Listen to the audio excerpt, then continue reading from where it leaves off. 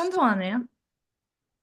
땅의 아버지 감사합니다. 오늘도 제가 십자가 봉을 들고 이 자리에 섰습니다. 주님께서 저기 계시신 그대로 더하거나 빼지 않고 주님께 제가 그대로 전하시는 데 없이고 또한 받는 우리 그리스도인들도 제가 전하는 십자가 복음을 주님께서 말씀하신 그대로 더하거나 빼지 않고 받을 수 있도록 전하는 전하 받는 우리 그리스도인들 모두에게 은혜를 베풀어 주시옵소서. 모든 말씀 우리 주 예수 그리스도 이름으로 기도드립니다. 아멘. 자, 그러면 제가 첫째 슬라이드 보여드릴게요. 첫째 슬라이드 읽을 때, 자, 다 일어서 주시기 바랍니다. 히브리서 7장 18에서 19절입니다. 히브리서 7장 18에서 19절입니다. 아, 그것의 병약함과 무용함을 통해 앞서 인도하던 계명의 폐기가 정녕 일어나기 때문인데, 왜냐하면 율법은 아무것도 완성하지 못했기 때문이니, 그러나 더 좋은 소망의 도입, 그것을 통해 하나님께 우리가 다가가느니라. 자, 앉아주시기 바랍니다. 우리는, 지금 종교학 박사요, 모슬렘 최고 토론가로 알려진 학자 샤빌 알리가 저술한 소책자 101 Contradictions in the Bible, 즉 성경 속의 101개 모순들을 통해 그가 제기한 의문점들을 하나도 빼놓지 않고 답변해가며 자연인들의 눈에 모순으로 보이는 성경 말씀 속의 난제들을 어떻게 해석하는지 다 같이 그 양의 영이신 성령님을 통해 배우고 있습니다. 우리는 동시에 이에 대한 논박으로 기독교 학자들을 대표하여 오리엘 벨트란 디마노니 쓴 책 Answers to Alleged 101 Contradictions in the Bible, 즉 성경 속의 101개 모순이라고 주장되는 것들에 대한 답변들을 통해 알리가 제기한 의문들에 대한 신학자들의 의견을 비교하여 살펴보고 있습니다.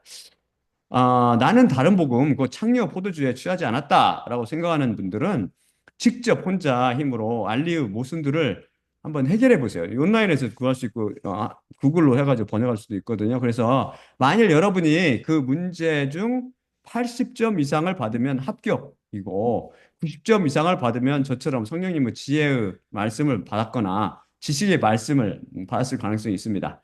70점 미만은 불합격이요. 70에서 80점을 받으면 어느 정도 십자가 복음을 이해하는 분입니다. 알리가 58, 이게 여덟 번째로 모순이라고 주장하는 것은 다음과 같습니다. 제가 보여드리도록 하죠.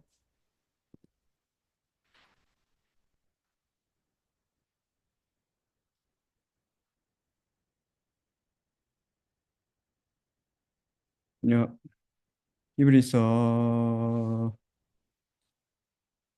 이 말씀이 아니고요.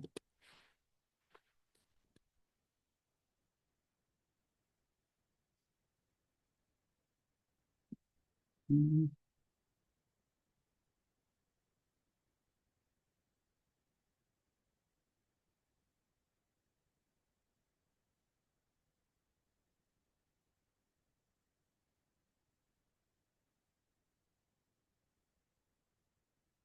음, 일로 가지를 않지.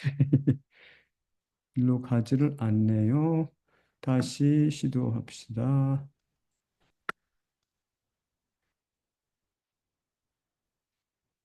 다음 슬라이드죠. 예, 이것입니다.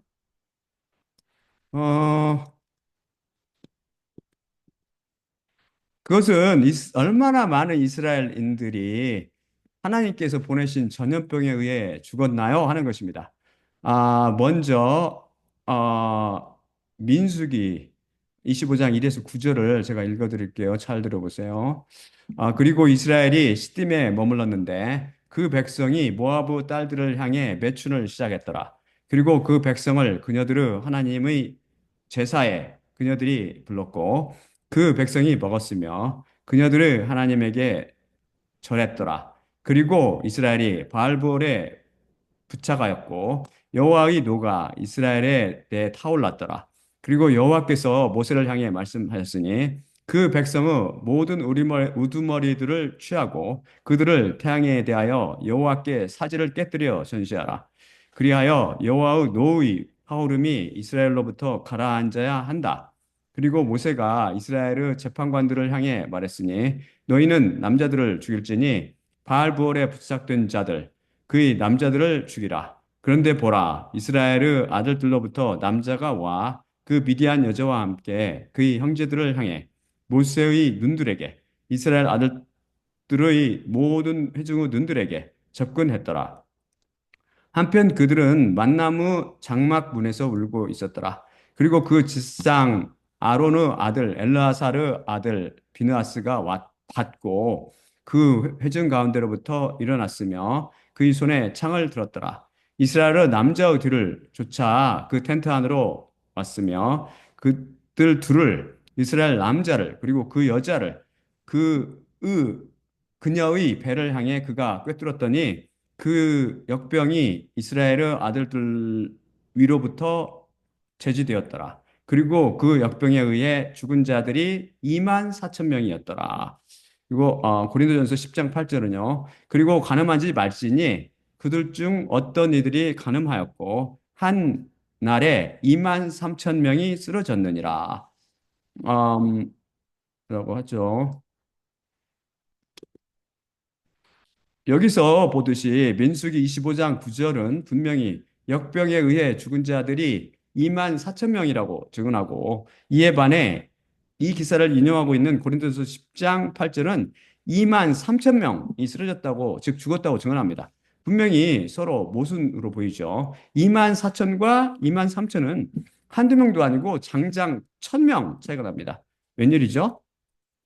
이에 대해 두마노는 가이고와 하우의 저서인 The Big Book of Bible Difficulties, 즉 성경의 난제들에 대한 큰 책을 인용하여 여기에는 두 가지 가능성이 있는데 첫째는 고린도전서 2만 3천 명을 한 하루에 역병으로 죽은 자만을 기록한 것이고 민수기 2만 4천 명은 역병으로 죽은 자 총수라는 것입니다.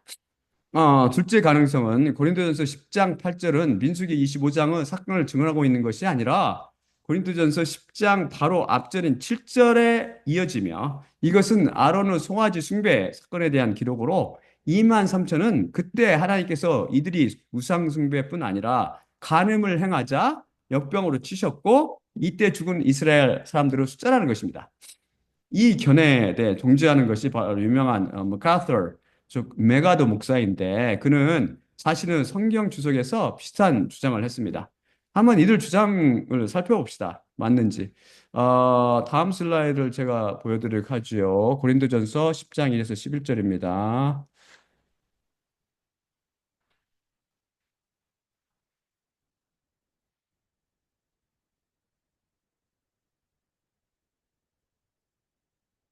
예, 고린도전서 10장 1에서 11절. 형제들아, 너희가 모르기를 정녕 내가 원하지 않으니 모든 우리의 아버지들이 그 구름 아래에 있었고 모두 그 바다를 통해 통과하여 지나갔으니 모두가 그 구름 안과 그 바다 안에서 모세 안으로 세례받았고 모두가 같은 영의 먹을 것을 먹었으며 또한 모두가 같은 영의 마실 것을 마셨는데 정녕 그들을 따르는 영의 바위로부터 그들이 마시고 있었으니 그런데 그 바위는 그리스도이셨더라. 그러나 그들의 대부분을 하나님께서 기뻐하시지 않으셨으니 정녕 광야 안에서 그들이 엎드러졌더라. 그러나 이것들은 우리의 본보기들이 되었으니 또한 저들이 탐욕했던 것처럼 우리가 악한 탐욕자들이 되지 않게 함이라.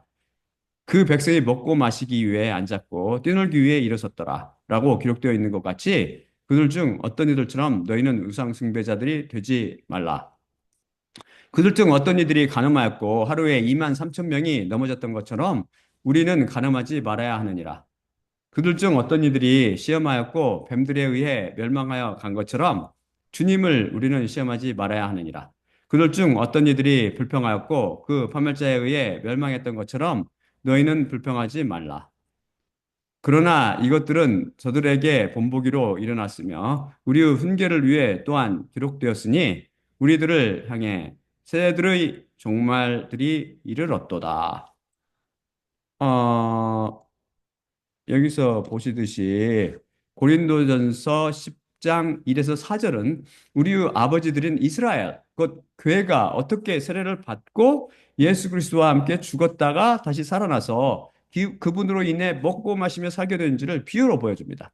여기서 모세는 예수 그리스도를 비유하고 있죠. 교회는 광야, 곧 이 세상에서 그 반석, 곧 예수 그리스도로 인해 생명수를 마시며 살아가게 됩니다. 그런데 성경이 신구약을 통해 가르치듯이 또한 여기서도 증언하듯이 하나님께서는 다수, 곧 이스라엘의 대부분을 기뻐하시지 않으시고 오직 소수만을 구원하십니다. 노아의 홍수 사건을 통해 구원받은 수가 단지 8명이라든지 광야에서 떠돌이 생활 하던 이스라엘 백성 중 단 2명만 가나안 땅을 밟은 것 등이 다 그 좋은 예가 됩니다. 이제는 예수 그리스도가 오셔서 십자가로 그 죄를 다 씻었으므로 예수님을 입으로 주라고 고백하는 모든 사람들이 다 구원받고 하늘나라 왕국에 들어간다는 주장은 절대 성경적이 아님을 여러 차례 설명해 드렸습니다. 그것은 다 마귀의 속임수요 다른 복음입니다. 이들은 안타깝게도 십자가가 시간을 초월한다는 진리도 하나님께서 영원히 동일하신 분이라는 진리도 모릅니다. 그리스도는 어제도 오늘도 내일도 영원히 동일하신 분이시라고요. 우리의 본보기가 되셨으며 우리의 훈계를 위해 일어난 사건들을 바울이 성령님의 감동을 받아 나랬는데 그 순서가 구약에서 기록한 순서가 아닙니다.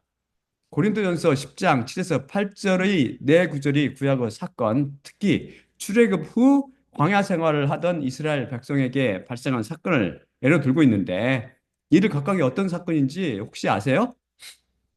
자, 같이 한번 맞춰봅시다. 10장 7절은 그 백성이 먹고 마시기 위해 앉았고 뛰놀기 위해 일어섰더라 라고 기록되어 있는 것 같이 그들 중 어떤 이들처럼 너희는 우상 숭배자들이 되지 말라고 훈계하는데 이 사건은 출애굽기 32장의 금송아지 사건을 시사하고 있습니다.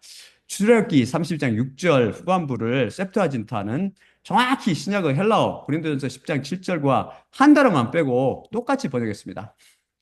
쉽게 말해 고린도전서 10장 7절이 금송아지 사건을 들어 우상 숭배를 경고함을 알 수 있습니다. 제 번역인 뛰놀교에 일어섰더라를 통해서는 전혀 음행을 했다는 신학자들의 주장을 끌어낼 수 없습니다. 출애굽기 32장 전체를 읽어봐도 절대 이스라엘 백성이 간음을 행했다는 구절을 찾아낼 수 없으며 2장의 마지막 구절인 35절은 하나님께서 이스라엘 백성을 치신 이유가 간음이나 음행이 아니라 금송아지를 만들기 때문이라고 밝힙니다. 우상 숭배가 그대로 죄명이었던 것이죠. 자꾸 성경에 뭘 더하거나 빼면 이런 식으로 자꾸 오류가 일어나고 죄만 범하게 돼요. 여기 뛰놀기 위해 일어섰더라 에서 뛰놀다의 헬라어는 파이조인데 이것의 원어적 의미는 to engage in some activity for the sake of amusement로 오락을 위해 어떤 활동에 참여하다라는 뜻으로 간략히 play, 나 amuse oneself, 즉 놀다, 나 자신을 즐기다라는 뜻입니다. 헬라 사전 중 가장 많은 헬라 사전수를 기록하고 있는 사전인 LSJ는 이 단어가 주로 장난치며 놀다라는 뜻이 있고 또한 춤을 추며 즐기다라는 뜻도 있다고 적고 있습니다. 성적으로 희롱하다는 뜻도 있지만 빈도는 5번째 순위에 올라 있습니다. 분명히 가늠하다, 음행하다라는 뜻은 아예 없죠. 그런데 이 헬라어는 히브리어 짜학 를 번역한 것인데 이 짜학는 칼동사로 쓸 때는 to laugh 웃다라는 뜻인데 이삭의 이름이 이삭이거든요. 이삭 히브리어로 이 단어에서 기원했다고 배웠죠. 이것이 PL형 동사로 쓰이면 to mock이나 to make fun of로 놀리다나 to revel로 주연을 베풀다나 먹고 마시며 흥청거리다라는 뜻으로 주로 쓰입니다. 드물게 to have a sexual pleasure 로 성적 쾌락을 갖다라는 뜻도 있긴 있습니다. DCS만 이 뜻이 있고 다른 사연들은 없더라고요. 히브리어 사연 중에서. 하지만 여기서는 전혀 그런 뜻이 아닌 이유는 이 부정사 앞에 일어섰다라는 동사가 왔기 때문입니다. 성적 쾌락을 위해 눕는 것이 아니라 일어서는 사람이 있습니까? 제가 추정하는데 이스라엘 사람들은 금송아지에게 희생을 드리며 먹고 마시고 일어나서 뛰며 춤을 추며 즐겼던 것 같습니다. 디스코텍을 연상하세요. 또한 그들처럼 해석하면 안 되는 이유는 고린도전서 10장 7에서 10절이 각각 다른 사건을 기록하고 있기 때문입니다. 그것을 어떻게 하느냐고요? 이것은 제가 지적했듯이 또한 헬라어 원문을 보면 더 명확해지는데 7절은 imperative, 즉 2인칭 복수 명령법으로 되어 있고 8절은 coercitive, 즉 1인칭 복수 의지 표현법으로 되어 있기 때문입니다. 9절은 다시 1인칭 복수 의지 표현법, 그리고 마지막 10절은 2인칭 복수 명령법으로 되어 있습니다. 즉 각각이 다른 사건임을 명확히 시사해 줍니다. 다른 사건임을 분명히 해주기 위해서 일부러 다른 법을 쓴 것입니다. 눈뜬 하나님은 사람들만 볼 수 있죠. 그럼 8절은 무슨 사건일까요? 토라, 즉 창출, 레민신, 창세기, 출애굽기, 레기, 민수기, 신명기를 뒤져보면 이것이 바로 민수기 25장, 아까 그 읽은 민수기 25장 1에서 9절의 모압 여인들과 간음 사건임을 알 수 있습니다. 그러면 9절은요, 소위 불뱀 사건을 다루고 있는 민수기 21장 4에서 9절 사건입니다. 그럼 10절은요, 민수기 11장 4에서 35절 메추라기 때로 이스라엘을 먹이신 사건입니다. 따라서 고린도전서 10장 7에서 10절은 출애굽기 32장, 민수기 25장, 민수기 21장, 민수기 11장으로 시간 순서가 아니라 시간 면에서 볼 때 뒤죽박죽으로 배열되어 있습니다. 하나님의 책, 그 성경 말씀은 전형적으로 뒤죽박죽이 아니라 질서정연하게, 즉 지난 시간 배웠듯이 카텍세스로 기록되어 있습니다. 카텍세스란 뭐라고 그랬죠? 이 단어 뜻은 to being in sequence in time, space or logic으로 시간, 공간이나 논리가 순서대로 in이라는 뜻입니다. 간략히 in order, 즉 순서대로 나 one after the other, 즉 차례로라는 뜻입니다. 그럼 왜 고린도전서 10장 7에서 10절은 순서대로 즉 차례로 기록되어 있지 않을까요? 아니요. 순서대로 즉 차례로 기록되어 있습니다. 시간 순서가 아니라 논리의 순서대로입니다.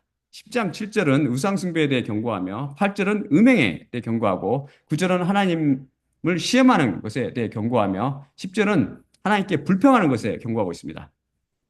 우상 숭배와 음행이 서로 관련 있는 이유는 골로새서 3장 5절이 정의하듯이 우상 숭배는 본질상 탐욕을 의미하기 때문이며 음행이 탐욕의 한 모습이기 때문입니다.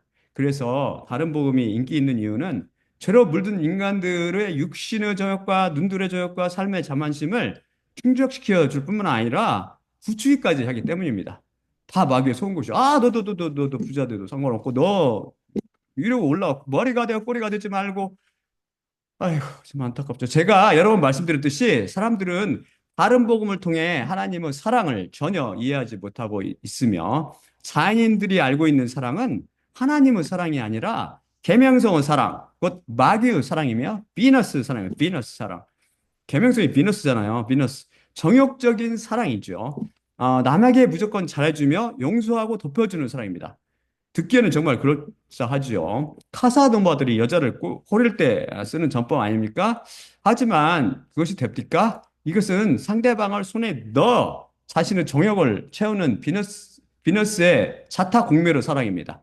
자기가 원하는 여자나 남자에게 다가가서 무조건 잘해주며 상대를 용서하고 덮어주는 채 하며 일단 환심을 사서 호린 후 자신의 정욕을 채우는 데 써먹죠. 분명히 제가 예언하는데 장차 제 말씀 잘 기억하세요. 안방으로 포르노가 들어올 것입니다. 그것이 바로 마귀의 사랑의 참모습이기 때문입니다. 마귀가 지상으로 쫓겨나는 그때에는 확실히 그렇게 될 것이며 그 전에 일어날 수도 있습니다. 제 눈으로 보기에 지금 세상은 미혹의 영으로 가득 차 있거든요. 포르노를 보는 이들은 비너스, 곧 마귀의 노예로 그 사랑을 즐기는 사람들입니다. 하지만 위로부터 나지 않으면 호락호락 끊기 힘들걸요? 바알과 아세라 신전과 그리스와 로마의 신전에서 유상 숭배하는 인간들의 풍습을 한번 생각해 보세요. 우상 숭배가 있는 곳에 항상 음행이 따르는 이유는 그 우상 숭배의 배후에 비너스, 곧 계명성인 마귀 사탄이 뱀처럼 또아리 들고 도살고 있기 때문입니다. 이에 반해 하나님의 사랑은 채찍을 드는 사랑이요 훈계를 동반하는 사랑입니다. 이스라엘 백성을 향해 하나님께서 무조건 잘해주시고 용서하시며 덮어주셨나요? 오늘 고린도전서와 출애굽기 및 민수기를 통해 배우듯이 항상 징계하시며 훈육하십니다. 다른 복음에 속지 마세요. 57문제를 풀기까지 겨우 한 문제를 마친 다른 복음을 따르겠습니까? 아니면 단 한 개도 틀리지 않는 십자가 복음을 따르겠습니까? 사랑 자체신 여호와 예수 그리스도 영이 없으면 그 누구도 사랑하지 못하거나 사랑하거나 용서하지 못합니다. 위선과 자기 최면으로 남과 자신을 속일 뿐이지요. 믿음과 은혜의 정의를 모르듯이 사랑의 정의도 다른 복음은 제대로 알지 못하고 있습니다. 그리고 하나님을 시험하는 것과 하나님께 불평하는 것은 서로 연관이 있습니다. 하나님을 시험한다는 뜻이 무엇인지 아나요? 성경 중에서 이 단어가 나오면 하나님께서 계신지 안 계신지 의심하여 그 증거를 구한다 라는 뜻으로 알고 계세요. 뭐라고요? 하나님께서 계신지 안 계신지 의심하여 그 증거를 구한다. 이게 바로 하나님을 시험한다는 의미입니다. 성경에서.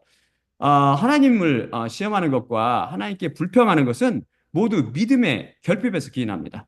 그 안에 가장 확실한 증거인 피에 담가져 있는 말씀인 믿음이 없기 때문이죠. 여러분께 이런 증상이 자주 발생하면 스스로 믿음 안에 있는지 확증해 보기 바랍니다. 그럼 결국 오늘 모압 백성과의 우상 숭배와 음행을 다루고 있는 민수기 25장과 고린도전서 10장 8절에서 왜 역병에 죽은 자들의 수가 2만 4천 명과 2만 3천 명으로 무려 1,000명이나 차이가 날까요? 그것은 알리와 그를 논박하는 신학자들이 성경 말씀을 그대로, 즉 한 글자 한 글자 절대 진리로 받아들이며 심각하게 받아들이지 않았기 때문에 발생하는 잘못입니다. 여기서 실마리가 되는 구절은 고린도전서 10장 8절에 미아 헤메라 곧 한날에 곧 하루에라는 말씀입니다. 고린도전서 10장 8절에 2만 3천 명은 모압 여인들과 간음하여 역병으로 죽은 남자들 중 단 하루에 죽은 남자들의 수이고, 민수기 25장 9절의 숫자 2만 4천 명은 이 사건으로 인해 역병으로 죽은 남자들의 전체 숫자입니다. 이것을 통해 하나님께서 얼마나 빨리 그 재앙을 거두셨는지 짐작할 수 있죠. 이스라엘 남자와 모압 여자를 창으로 꿰뚫어 죽이는 것을 인본주의자들은 잔인한 살육이라고 하나님과 비나스를 매도할 줄 모르지만, 이것은 의 자체이신 하나님의 심판이요, 죄인을 사랑하시는 하나님의 불붙는 사랑의 표현입니다. 이 남녀는 지금 음부에서 소멸하는 불로 나타나신 하나님의 혹독한 질투의 사랑을 전신으로 체험하고 있을 것입니다. 비너스의 사랑으로 이 크신 하나님의 사랑을 헤아릴 수 있겠습니까? 결국 디마노는 이 문제를 반절만 마치게 되어 현재까지 겨우 한 1.5문제를 마치게 되는 꼴이 되었습니다. 알리가 제기한 59번째 모순은 다음과 같습니다. 제가 보여드리도록 할게요.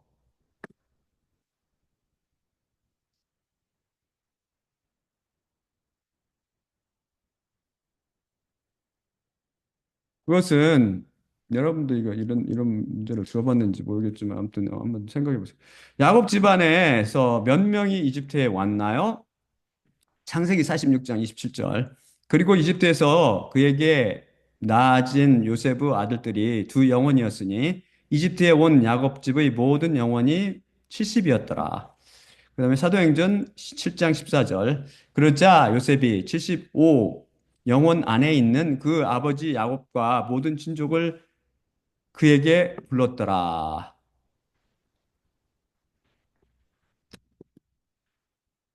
이 문제는 상당히 쉬운 문제거든요. 쉬운 문제인데 외상외로 제대로 맞히는 사람을 본 적이 없습니다. 다들 창녀 포도주에 취했기 때문에 안타깝게도 귀먹고 눈먼 것이죠.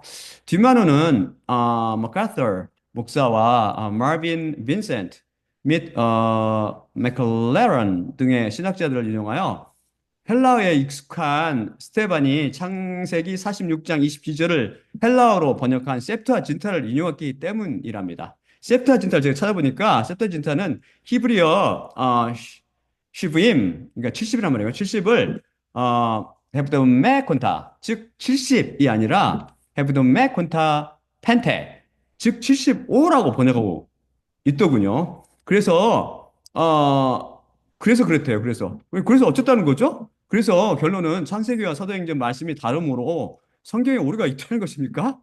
참 별 희한한 논법도 다 있습니다. 안타깝게도 이건 논법이 아니고 성경이 잘못을 인정하는 꼴이잖아요. 이거는 자인들이 이것을 잘못 보는 것은 똑같은 소리를 줄기차게 반복하듯이 그들이 성경 말씀을 한 글자 한 글자를 절대 진리로 받아들여 읽지 못하기 때문입니다.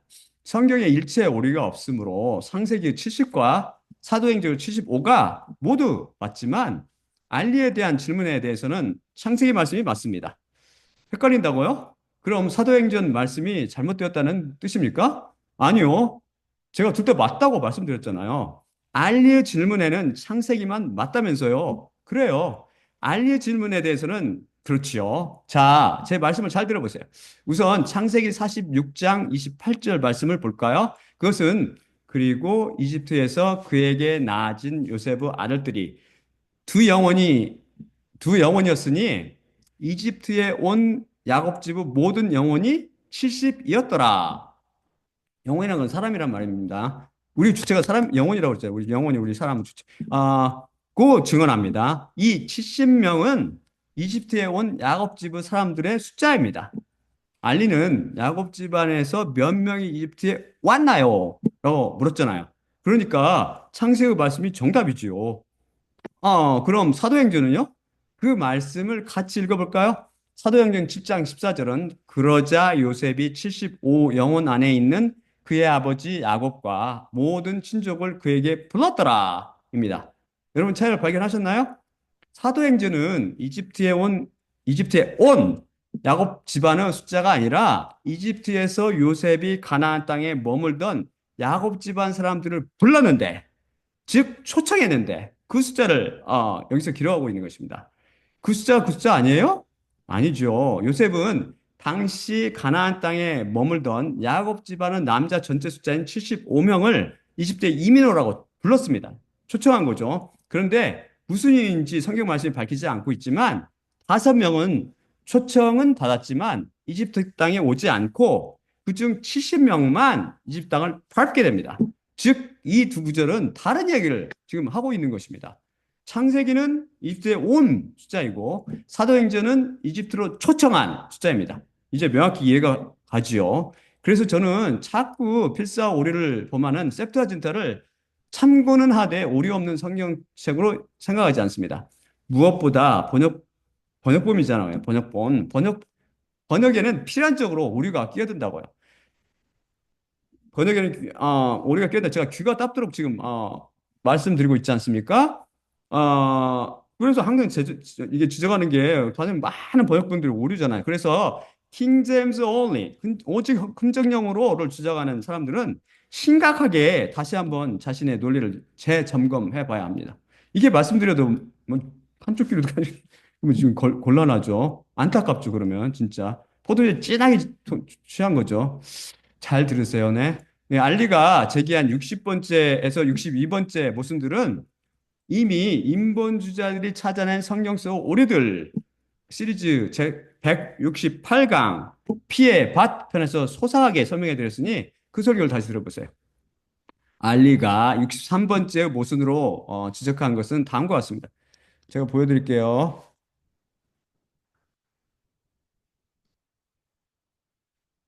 여-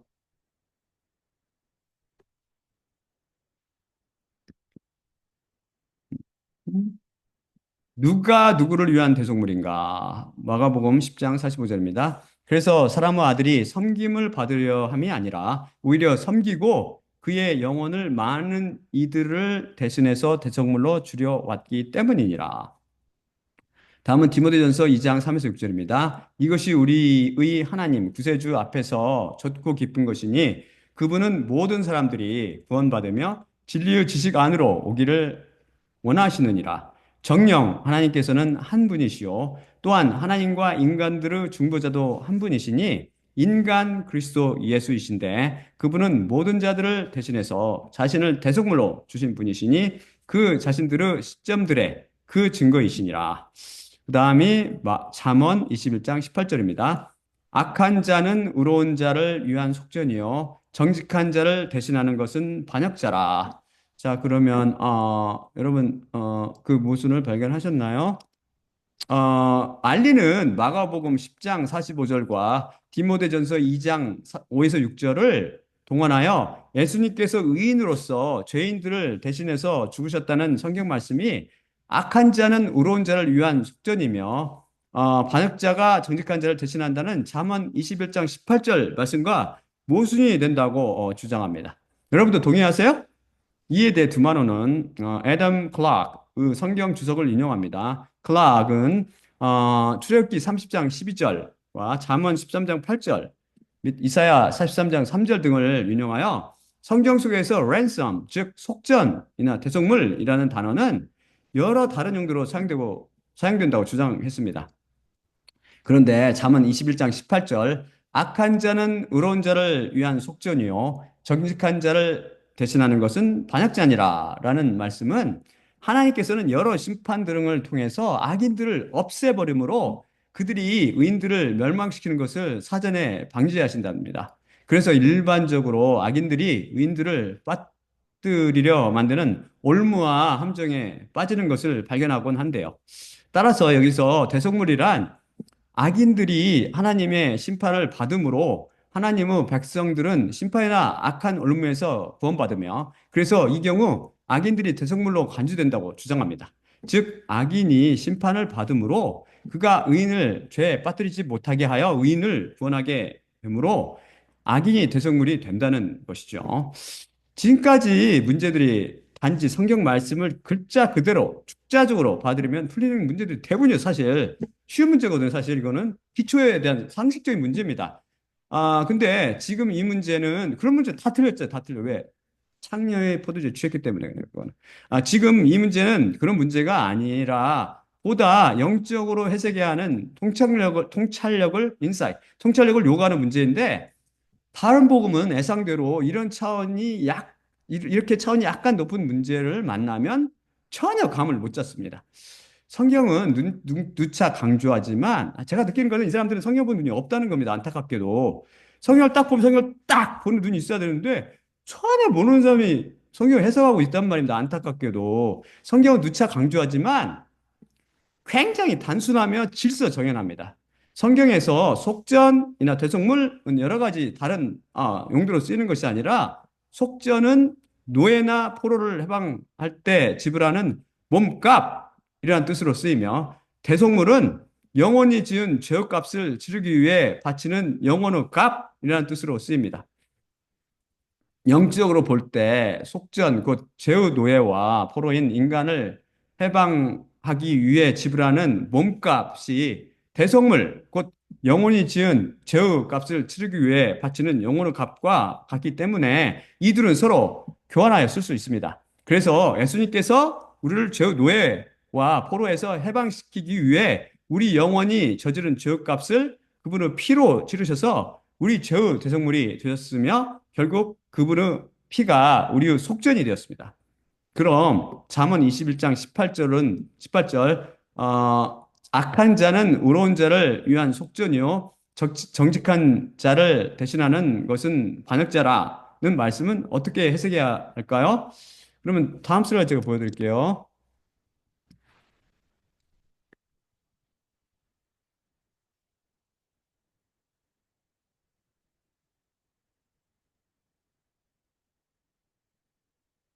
이사야 43장 1에서 4절입니다. 이사야 43장 1에서 4절입니다. 아, 그리고 야곱 너를 창조하시며 이스라엘 너를 형성하신 여호와께서 이제 그렇게 말씀했으니 너는 두려워 말지니 너를 내가 구속했고 내 이름으로 내가 불렀으며 너는 내 것이기 때문이라. 불 안에 내가 지나갈 것이나 내 자신이 너와 함께 하여 그 강들이 너를 넘쳐 흐르게 못할 것이기 때문이요. 불 안에 내가 걸을 것이니 그것이 사르지 못할 것이요. 불길이 너를 태우지 못할 것이기 때문이라. 나는 여호와 내 하나님이요. 이스라엘의 거룩한 자이며 내 구속자이기 때문이라.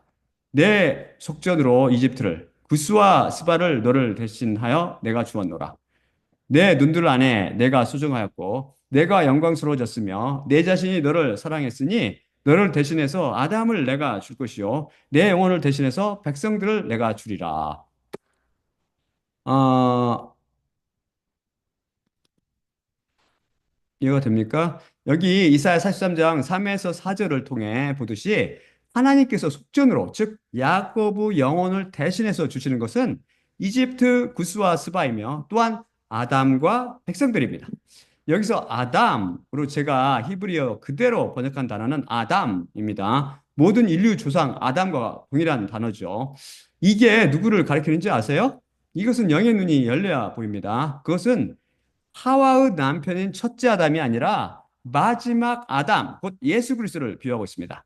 따라서 이 말씀은 예수님을 야곱, 곧 교회인 그리스도인들을 위해 속전으로 주신다는 하나님의 약속이며 이 약속은 충분히 이해가 갑니다. 그런데 왜 이집트 구스와 스바를 비롯한 민족들을 속전으로 주셨을까요? 그들은 잠언 21장 18절이 증언하는 악한 자이며 반역자를 의미합니다. 하나님을 반역한 자죠. 하나님을 거역하며 십자가 복음을 거부하는 죄인들이며 독보리들입니다. 죄에 찌든 그들이 다른 죄인들의 죄값을 치를 수 있나요? 그들은 결코 흠없고 점없는 재물이 아니잖아요. 하나님의 지혜는 뛰어나서 사탄을 이용하셔서 욥을 훈육하시듯 죄인들과 독보리들로 대표되는 이집트와 구스 및 스바 등 하나님을 거부하는 민족들 곧 이방인들을 이용하여 그리스도인들을 훈육해 가십니다. 그래서 그리스도인들이 성장하여 결국 십자가 사건을 통해 위로부터 나게 되죠. 민족들 곧 이방인들을 이용한 훈육을 통해 십자가 앞으로 인도하심으로 그들을 속전으로 사용하신 것입니다. 훈육이 그리스도인들의 믿음을 성장시켜 주어 위로부터 나게 하는데 핵심 역할을 하는데 따라서 훈육은 우리를 죄로부터 해방시켜주는 속전과 같은 역할을 하며 이 훈육의 중추적인 역할을 하는 것이 이집트와 구스, 스바 등 민족들로 비유되는 이방인들, 곧 비그리스도인들인 것이죠. 이집트, 구스와 스바 같은 민족들을 영혼을 죄로부터 해방시키는 도구로, 즉 속전 역할로 사용하시는 것에 대해 인본주의자들은 왜 다 같은 인간들인데 누구는 영혼 구원의 도구 역할을 하게 하시고 누구는 차별하셔서 구원하시냐고 따지겠지만 이것에 대해서는 이미 충분히 살펴봤으니 제 설교를 다시 잘 들어보기 바랍니다. 간략히 다시 말씀드려 이것은 에헤 아쉘 에헤 그 하나님의 주권에 관한 문제요. 선과 악의 지식의 나무를 이용하여 생명나무를 사모하게 하셔서 이것의 열매를 거저 먹게 해주시는 하나님의 신묘막측한 지혜에 관한 문제입니다. 여기에 마귀가 중요한 역할을 하게 하신 것이죠. 이것의 비밀에 대해서는 선악과 나무 비밀이라는 주제로 살펴볼 기회가 있을 것입니다. 다음 알리가 64번째 모순이라고 제기한 것은 과연 율법은 유용한가 하는 것입니다. 제가 그 슬라이드를 보여드릴게요. 슬라이드를 보여드리도록 하지요. 야, 모세의 율법은 유용한가? 디모데후서 3장 15에서 17절입니다. 또 아기 때부터 너는 너를 지혜롭게 하여 그리스도 예수 안에 있는 믿음을 통해 구원에 이르게 할 능력이 있는 성경책을 알았느니라. 모든 성경은 하나님께서 호흡하신 것으로 가르침과 책망과 바로잡음과 의에 있는 훈육을 위해 유익하나니 이는 하나님의 사람으로 온전하게 하며 모든 선한 일에 대해 갖춰지게 하려 함이니라. 다음이 히브리서 7장 18절 19절입니다. 그것의 병약함과 무용함을 통해 앞서 인도하던 계명의 폐기가 정령 일어나기 때문인데 왜냐하면 율법은 아무것도 완성하지 못했기 때문이니 그러나 더 좋은 소망의 도입 그것을 통해 하나님께 우리가 다가가느니라.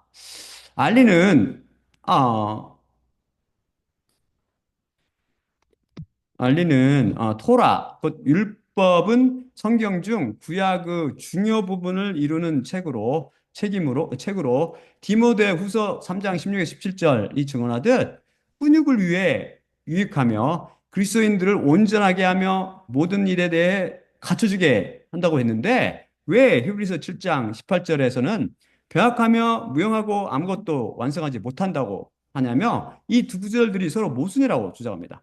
과연 율법이 디모데 후서가 증언하듯 유용한가? 그렇지 않으면 히브리서가 증언하듯 무용하며 아무것도 완성하지 못하는 것이냐 하는 것입니다.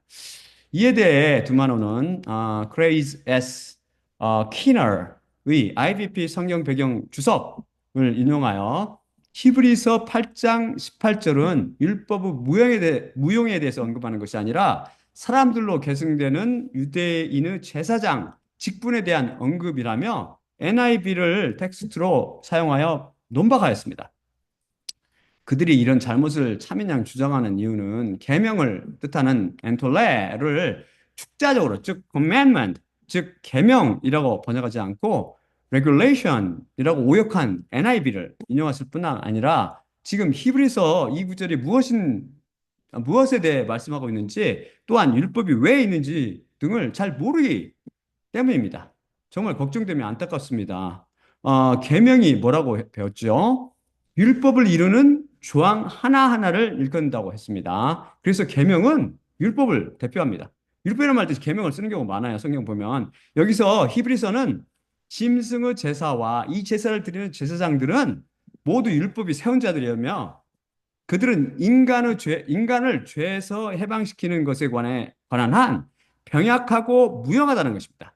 율법이 절대 인간을 죄에서 해방시키지 못하기 때문에 율법은 결국 죄에 대해서, 즉, 죄와 사망과 마귀의 권세에서 아무것도 이뤄내지도 완성하지도 못했습니다.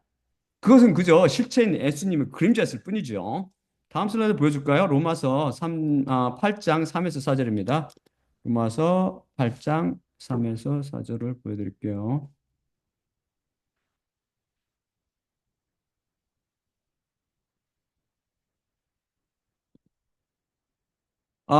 정령 율법의 무기력이 육신을 통해 병약하게 되었으나 하나님께서 자신의 아들을 죄의 육신의 모양 안에 보내시어 죄에 관하여 그분께서 육신 안에 있는 죄를 정죄하셨으니 육신을 따라 걷지 않고 영을 따라 걷는 우리에게 율법의 의가 채워지게 하려 함이라. 이 구절 기억나세요? 어, 제 115강에서 배웠는데 간략히 복습해 봅시다. 로마서 8장 3절 전반부를 모든 번역 성경들이 오역했다고 했죠. 그렇다면 제가 제대로 번역한 정령 율법의 무기력이 육신을 통해 병약하게 되었으나가 무슨 뜻일까요? 사람을 구조하기 위해 구명조끼가 여기 둘이 있습니다. 그런데 하나는 볏짚으로 만들어졌고 다른 하나는 물에 잘 뜨는 고무로 만들어졌습니다. 이 두 구명조끼를 입은 두 사람이 물에 빠졌다면 누가 가라앉고 누가 뜹니까? 볏짚을 얽어 만든 구명조끼를 입은 사람은 물에 쪼르륵 하고 가라앉게 되겠죠. 왜 그러나요? 집은 사람의 체중을 버텨 그 사람을 물에 뜨게 하지 못하기 때문입니다. 집으로 만들어진 구명조끼는 개미나 무당벌레 같이 가벼운 곤충만 구할 수 있지, 체중이 조금이라도 나가는 동물이나 사람을 구조해내지 못합니다. 그래서 그것은 무기력한 구명조끼라고 말할 수 있습니다.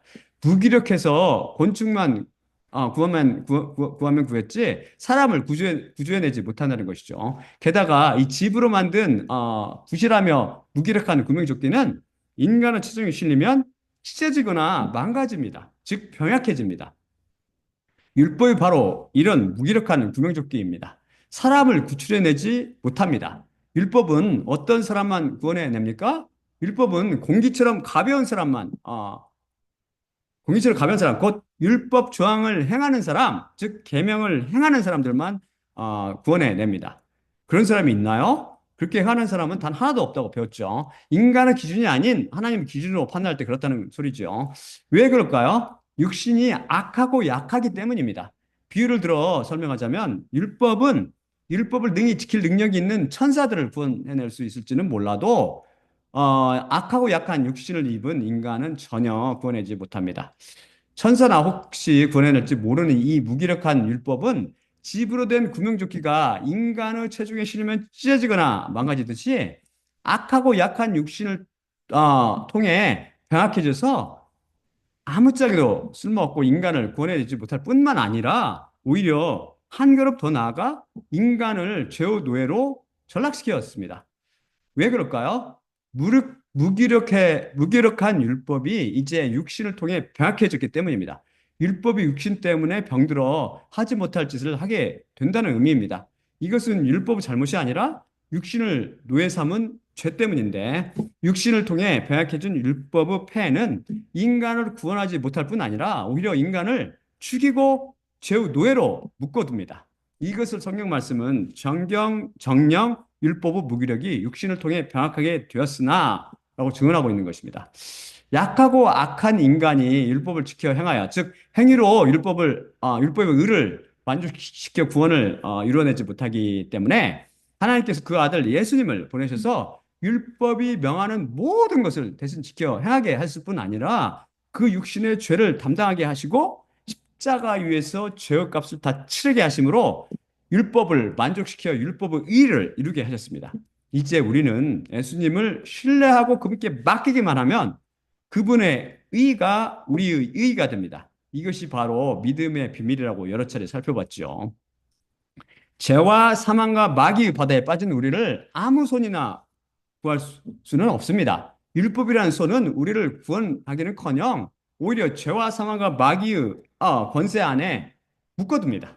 따라서 입으로는 오직 믿음으로를 외치지만 그 실체는 오직 행위로, 율법의 행위에 기반을 둔 창녀의 손이 인간을 절대 구원해내지 못합니다. 그래서 창녀한 모습인 종교에는 구원이 존재하지 않는 것이죠.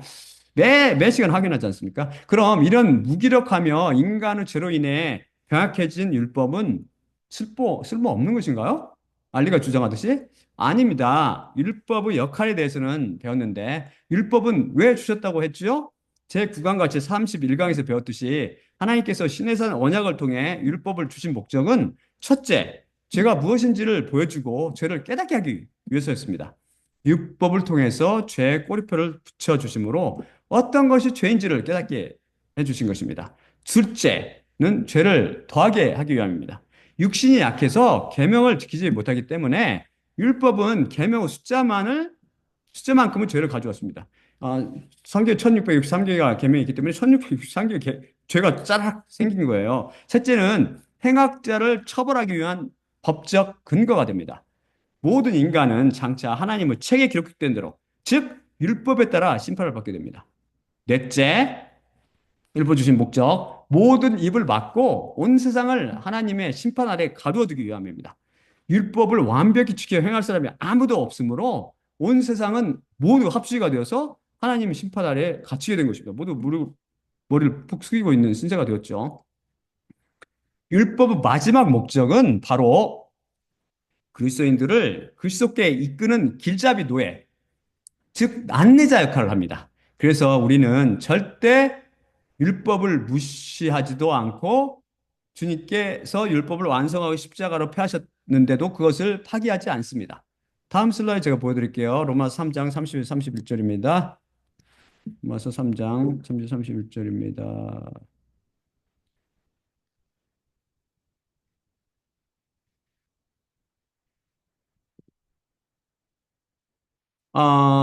할례자로 아니면 할례자도 믿음으로 말미암아 또한 무할례자도 믿음으로 말미암아 의롭다 하실 하나님은 참으로 한 분이시기 때문이니라. 그렇다면 우리가 믿음으로 말미암아 율법을 파기하느냐?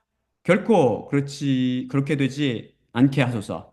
도리어 율법을 굳게 세우느니라. 여기서 지금 바울이 그 희구법을 써서 어떤 것을 강하게 부정하며 하나님께 기도드리고 있습니까? 우리가 율법의 행위가 아니라 오직 믿음으로 의롭다 인정받았으니까 이제는 율법이 필요 없다며 율법을 파기한다는 것입니까? 결코 그렇지 않다는 것입니다. 왜 그리스도인들은 결코 율법을 파기하지 않습니까? 믿음으로 의롭다 인정하신다는 것이 무슨 뜻입니까? 율법을 지켜 행해서가 아니라 율법을 지켜 행하지 못했어도 믿음을 통해서 율법을 지켜 행한 것으로 쳐주신다는 말씀입니다. 이때 의롭다함의 기준이 무엇이죠? 바로 율법입니다. 율법에 비춰봐서 그리스도인이 율법을 완벽히 지켜 행한 것으로 간주하신다는 것입니다. 율법을 완벽히 지켰는지 안 지켰는지 그걸 판단한 다음에, 너 지켰네? 로 간주하신다는 거죠. 이미 배웠듯이 의의 기준이 되는 것이 율법입니다. 그렇게 우리가 의롭다 인정받기 위해서는 그 기준인 율법이 견고히 세워져 있어야 합니다. 율법이 없다면 우리가 의롭다 인정받는다는 것에 기준이 없고 의미가 없어집니다. 예를 들어, 자동차 운전 면허증을 따려면 먼저 자동차 운전 법규 시험을 치러야 합니다. 그런데 자동차 운전 법규가 완전히 다 폐기되어 버리면 운전면허증은 의미가 없습니다. 운전면허증은 법규가 기준이 되어 이것을 얼마나 잘 알고 있으며 이에 따라 안전하게 운전하는가를 판단해서 발급하기 때문입니다. 그렇다면 우리가 율법을 지켜 행해야 합니까? 신구약을 통해 주신 1663개 계명을 다 지켜 행해야 할까요? 이 질문은 율법 준수에 대한 필요나 의무를 묻는 질문입니다. 그리스도인들은 십자가 사건을 통해서 율법에 대해서 죽었기에 율법을 지킬 필요도 의무도 없습니다. 우리가 짐승의 제사를 드릴 필요가 없어졌고 의무도 폐해졌습니다. 율법은 예수님께 의해서 완성되었으며 강제로 부과된 의무 규정들이 다 폐기 처분되었습니다. 이제 우리는 하나님의 의의 기준, 곧 선의 기준이 되는 율법을 이루며 살아갑니다. 우리를 옥죄었던 껍데기는 폐기되고 율법의 핵심을 지켜 행한다는 것입니다. 그 핵심이 무엇이죠? 율법의 핵심이 무엇입니까? 그 핵심은 로마서 13장 8에서 10절이 말씀하듯 사랑입니다. 사랑. 율법은 거룩하고 의롭고 선하신 하나님의 성품을 나타내 줍니다.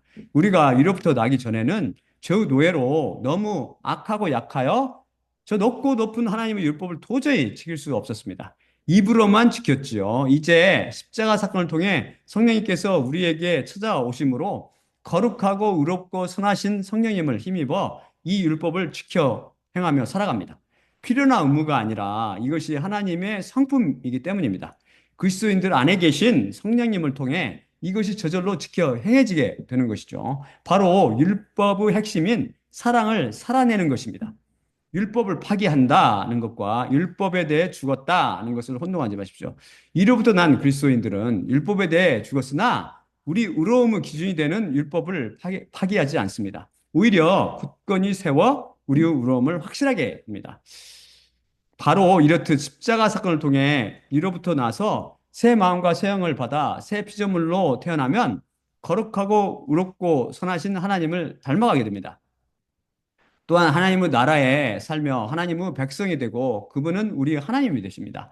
다 그리스도의 영으로 인함이죠. 하지만 연약한 육신을 입은 우리는 수시로 갈등하며 위로부터 내려오는 새 집을 덧입어 부활하여 이 연약한 육신을 영원히 벗어버리고 죄와 사망과 마귀로부터 영원히 해방되기를 사모하며 위만 바라며 살아갑니다.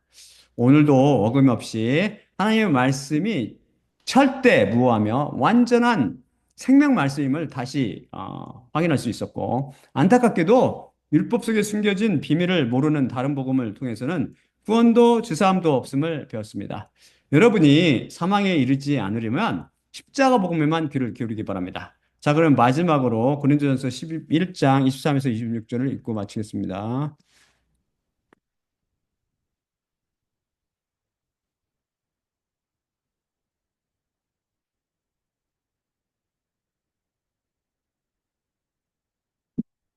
네.